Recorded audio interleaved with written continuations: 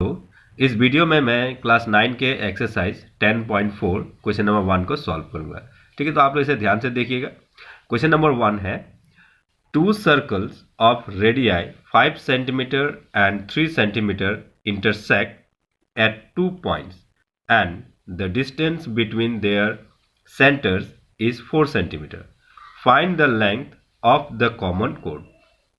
यहाँ ये कह रहा है कि दो सर्कल दिया हुआ है, एक सर्कल का रेडियस है 5 सेंटीमीटर और दूसरा सर्कल का रेडियस है 3 सेंटीमीटर, और दोनों ही सर्कल जो है एक दूसरे को इंटरसेक्ट कर रहा है 2 पॉइंट्स पर। ठीक, तो यहाँ हमने एक सर्कल बना लिया है, दो सर्कल, एक हो गया 5 सेंटीमीटर का और एक 3 सेंटीमीटर का। ठीक है, तो ये जरूरत नहीं कि आप पूरा 5 सेंटीमीटर मेजरमेंट लेकर के ही सर्कल बनाओ। ठीक है, तो आप कोई भी मेजर का एक सर्कल बना लो और 3 सेंटीमीटर का उससे थोड़ा छोटा सर्कल बना लो, और उस पर हम जो है इस पर जस्ट ऐसे मेजर इंडिकेट कर देंगे, जिससे कि हमें लगेगा कि ये 3 सेंटीमीटर और 5 सेंटीमीटर सर्कल है। ठीक है, उसके बाद इसमें क्या है कि जो डिस्टेंस है उसके सेंटर्स पर, यानी कि ये एक सेंटर हो गया और ये एक सेंटर हो गया, इन दोनों सेंटर से लेकर के जो डिस्टेंस है वो 4 सेंटीमीटर का है। अब हम क्या करेंगे कि इनके सेंटर्स को जो है पहले ज्वाइन कर देते हैं।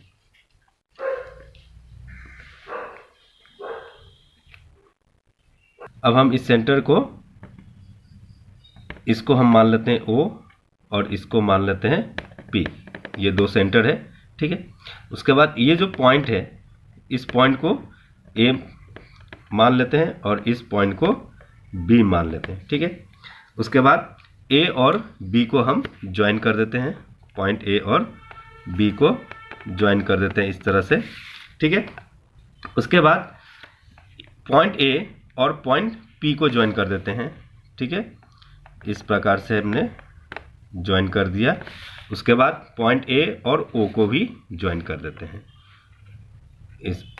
ये हो गया ज्वाइन। ठीक है, अब ये जो A B line O P को इंटरसेक्ट कर रहा है, इस पॉइंट को हम मान लेते हैं M, ये M हो गया। ठीक है, अब हमें ये फाइंड आउट करना है कि length of the common code, यानी ए बी का लेंथ क्या होगा, ये हमें निकालना है। ठीक है, इसके बाद इसमें दिया हुआ है क्या, O और P, O P के बीच का जो डिस्टेंस है वो दिया हुआ है 4 सेंटीमीटर।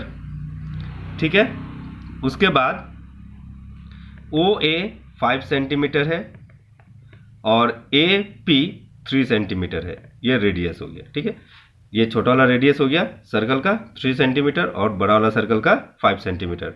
ए बी का डिस्टेंस निकालना है हमें, ओ पी का डिस्टेंस 4 सेंटीमीटर। ठीक है, उसके बाद सॉल्यूशन। ठीक है, यहां लिखेंगे हम सॉल्यूशन। मान लेते हैं क्या, let O and P be the centers of the circles of radii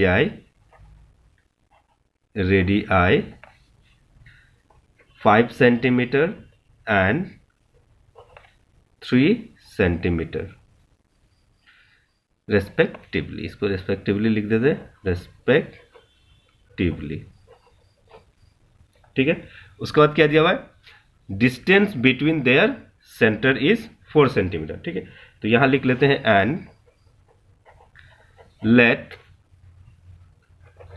A B be their common कोड। कॉमन कोड ए बी जो है दोनों सर्कल का कॉमन कोड हो गया। ठीक है, अब यहां लिखेंगे हम हियर क्या क्या दिया हुआ है, ओ a equal to 5 centimetre, a P equal to 3 centimetre, o p equal to 4 centimetre, ये दिया हुआ है। ठीक है, तो अब यहां हम क्या करते हैं, सबसे पहले हम ये एक ट्राइंगल ले लेते हैं।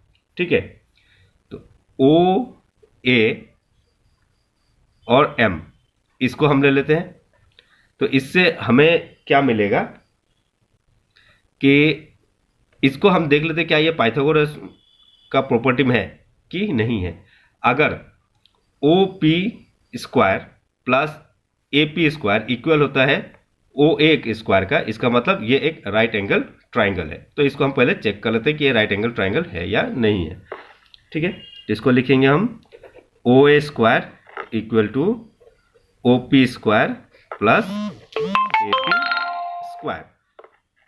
ओ ए का वैल्यू हम पुटअप कर देते हैं 5 square equal to o p का वैल्यू है 4 स्क्वायर प्लस ए पी का वैल्यू हो गया 3 square.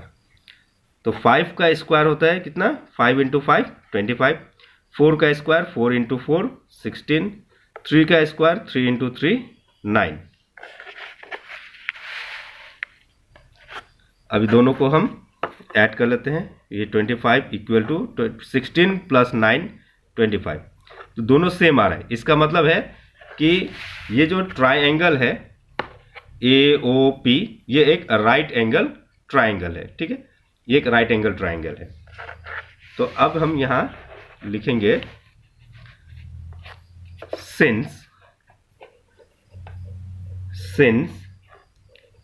They form A Pythagorean triplet, Pythagorean triplet, Pythagorean triplet form कर रहा है। पाइथागोरियन ट्रिपलेट का मतलब होता है कि sum of the two sides, the sum of the squares of two side is equal to the squares of third side, हम उसको पाइथागोरियन ट्रिपलेट कहते हैं। ठीक है, तो यहां पर थर्ड साइड जो है यानी कि ग्रेटर साइड 5 सेंटीमीटर है, तो 5 स्क्वायर इक्वल हो रहा है बाकी के दो साइड्स का स्क्वायर का। तो ठीक है, इसीलिए ये पाइथागोरियन ट्रिपलेट में आ रहा है। So therefore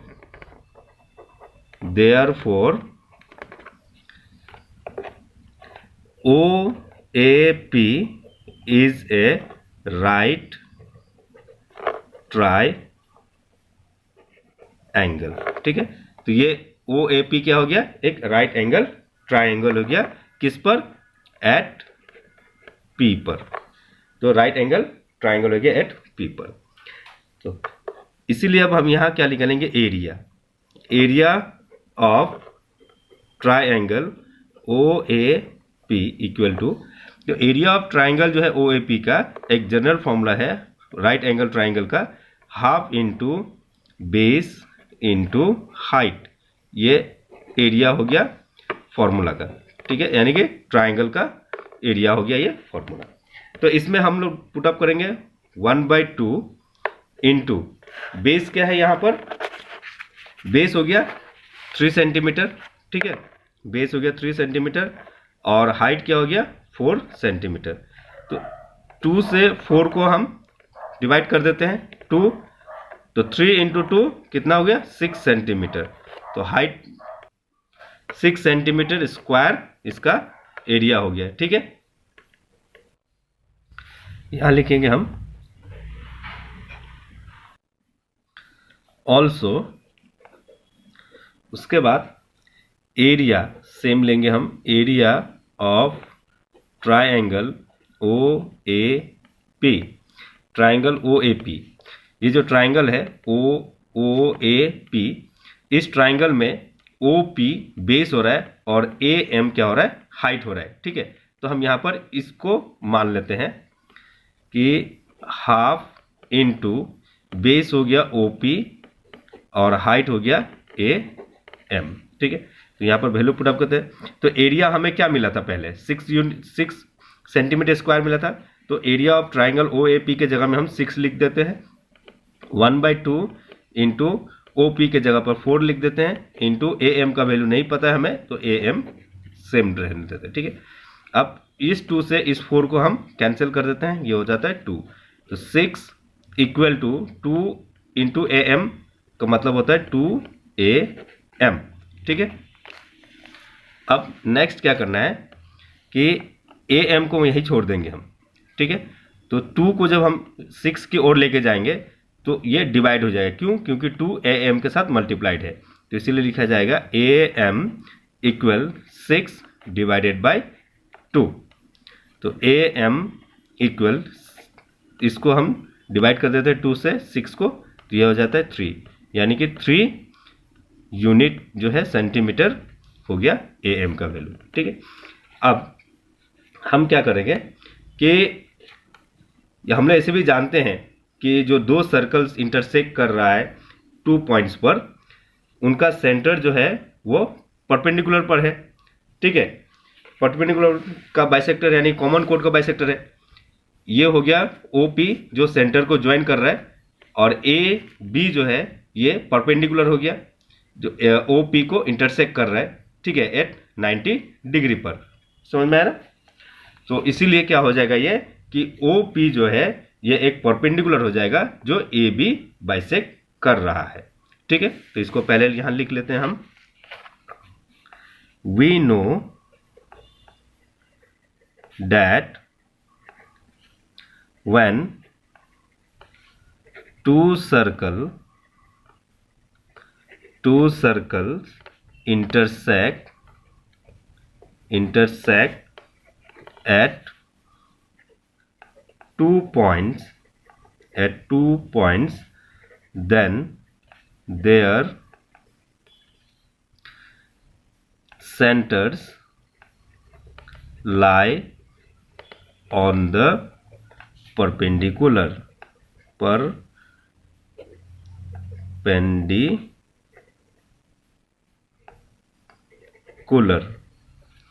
bisector of the common code। ठीक है, therefore OP is the perpendicular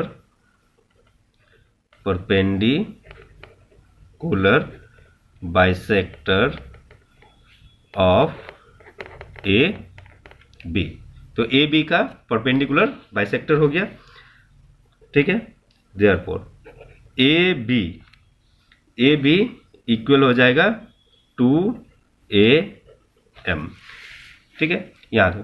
तो AB जो है OP का परपेंडिकुलर बाइसेक्टर हो गया, तो इसीलिए AM जो है ये AB का क्या हो जाएगा, डबल हो जाएगा। ठीक है, AM जो है AB का डबल हो जाएगा। सो इसीलिए यहां पर हम लिखेंगे 2 इंटू AM का वैल्यू कितना है 3, तो यहां 3 लिख देते हैं equal to 6 centimetre. So AB का वैल्यू क्या हो गया 6 सेंटीमीटर, जो कि ये दोनों सर्कल का कॉमन कोड है। ठीक है, समझ में आ गया।